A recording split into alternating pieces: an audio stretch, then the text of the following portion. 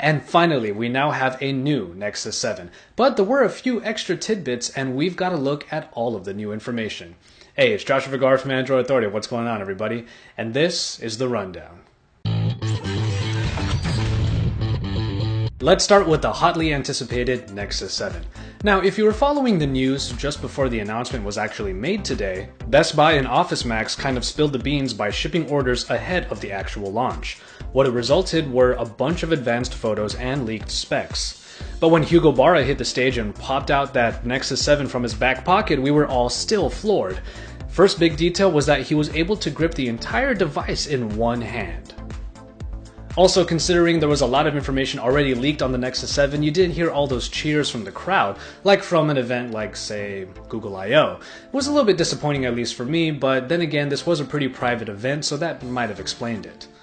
Anyway, let's get to the new Nexus 7.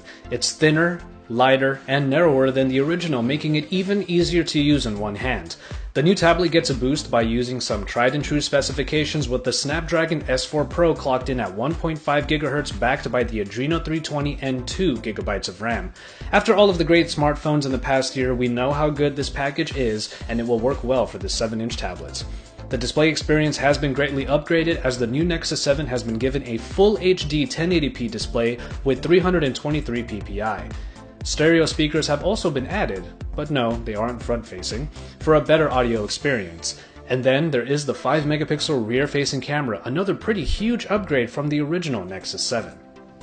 The new Nexus 7 is going to run you $229 for the 16GB version and $299 for the 32GB version. Also, as another announcement that Hugo Barra made, there's going to be a 4G LTE version of the Nexus 7 available that can connect to AT&T, T-Mobile, or Verizon networks, and it can all be done from the same device. But what also matters is beneath the surface, as the new Nexus 7 will be the first device to ship with Android 4.3. This updated version of Android isn't a big overhaul, but it does come with a few pretty nice features. The user switching that was introduced in 4.2 has been enhanced for greater control. Now the owner of the device can essentially limit the amount of content that the other people can view or use. This is important for maybe kids or employees. Android 4.3 also comes with OpenGL ES 3.0, an updated engine that should allow for even greater graphics capabilities in games. And then there's Bluetooth Smart, a protocol for Bluetooth connections that helps preserve power and battery life. There are quite a few other enhancements, but these were the main ones. Another noteworthy enhancement was to the Google Play Store, which got a hub for games, but this is something we saw at Google I/O already. And finally, as a product that was pretty much expected, but sort of not in this fashion, the Chromecast dongle was unveiled. If you've ever used a Roku stick or some sort of streaming peripheral for your TV, this is Google's own take on it. And honestly, it's pretty damn cool. Using your phone or tablet from either Android or iOS, you can hit a cast button from media apps like Netflix, YouTube, and Pandora to send content to your Chromecast, connected to an HDMI port in your TV, and previously connected to your Wi-Fi network. What makes this product unique is that the Chromecast works directly with the cloud, connecting to the media instead of streaming from your device. The content continues to play while you are free to use your phone or tablet for anything else. All of this functionality is also available on computers, as media outlets are starting to add that cast button. And finally, although this feature is currently in beta, the Chromecast can broadcast a Chrome tab from your computer.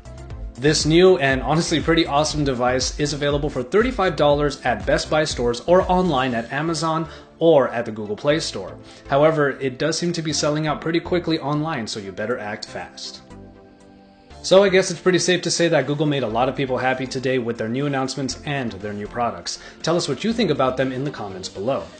And stay tuned to Android Authority for the reviews for all of these products. If you want a hint on which one's coming first, well, I've got it right here for you. As always, stay tuned to Android Authority for all the best news and coverage, because we are your source for all things Android.